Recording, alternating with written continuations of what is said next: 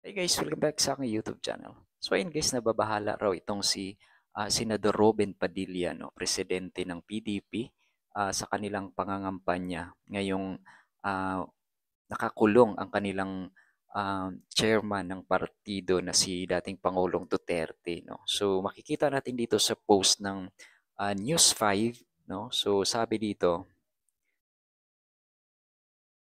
ayan. Sabi dito, nababahala ang Pangulo ng PDP, si Sen. Robin Padilla sa kanilang pangangampanya. Malaking dagok anya sa partido ang pagkakakulong ng kanilang chairman na si dating Pangulong Rodrigo Duterte sa Dahig, the Netherlands. No, so, ayan, pakinggan po natin.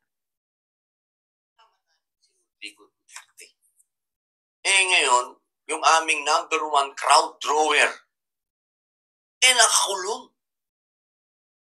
So, paano po ngayon yan? Hindi naman po kami milyonaryo, hindi naman kami bilyonaryo, wala akong pera. PDP. Hindi po kami yung tipo na kaya namin magpatawag ng tao dahil may pera po kami. Dumadating po ang tao kapag nandyan si Duterte. Kapag nandyan si Digong, hindi mo kailangan ng pampamasahe, hindi mo kailangan ng pampalubag-loob na pagkain. Darating po ang tao, dala nila yung t-shirt nilang pinagawa nila, may dala silang pagkain, ibibigay pa sa'yo. Ganun po yung klase ng pamumulitika ni Rodrigo Roa Duterte. So, kaya ako po nasabi na para kaming inalisan ng ulo. Kasi po yung aming ulo na nasa kanya po lahat ang katangian para dumating ang tao, wala po. Nandito nakakulong sa malayo. Kaya nagkaroon po kami ng malaking setback po ito sa partido. Kasi po, talagang kami po ay inabandona na rin ng napakarami namin kasama sa lokal. At naglipatan na po yan ng ibang partido. Kaya kami po, sa ngayon, sa totoo lamang po, para po kaming manok na walang ulo na paikot-ikot. So yun yung pahayag ni Robin Padilla, no, tungkol dito sa kanilang pangangampanya ngayon. So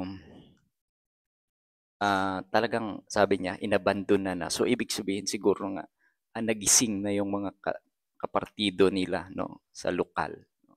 At tuluyan na ngang lumipat, no, sa ibang partido din, no. So yan, dito pa lang, no, makikita natin na parang nawala na sila ng tiwala, no, sa kanilang um, partido, no, na maipanalo pa ang kanilang mga pambato ngayon sa ngayong 2025 election, no. So talagang para sa akin, no, mahina na talaga ang mga um, Duterte supporters ngayon. So pero yun nga, ang ipinagsisigawan pa rin ng mga DDS na napakarami pa rin nila. So majority pa rin sila, no, 80% pa rin sila. So ba't sila matatakot, 'di ba?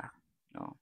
So kahit na hindi sila mangangampanya, kung nandiyan yung solid supporters nila, so kampante pa rin sila, 'di ba? Na kaya nilang malusutan or kaya nilang maipanalo, no, kahit na wala silang malaking pagtitipon na gagawin, 'di ba? Kasi nandiyan na 'yan eh. Mga akala ko meron silang mga solid na mga supporters, no. May nag-comment nga doon sa isa sa mga post ko na 80% ng um, mga Filipinos ay solid sa kanila, no, kay Digong.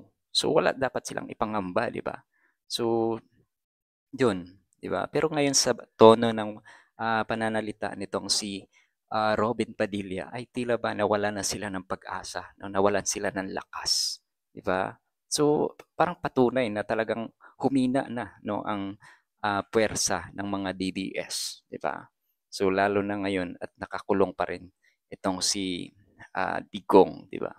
So nasabi niya yun yung talagang tagahatak ng mga tao para doon sa gatherings na gagawin nila, no, sakaling meron silang pagtitipon na malaki, 'di ba? So doon pa lang, no, parang maisip talaga natin na bagsak na itong mga ah, supporters nila or mga DDS, no, mga Duterte, no. So yun lang guys, no.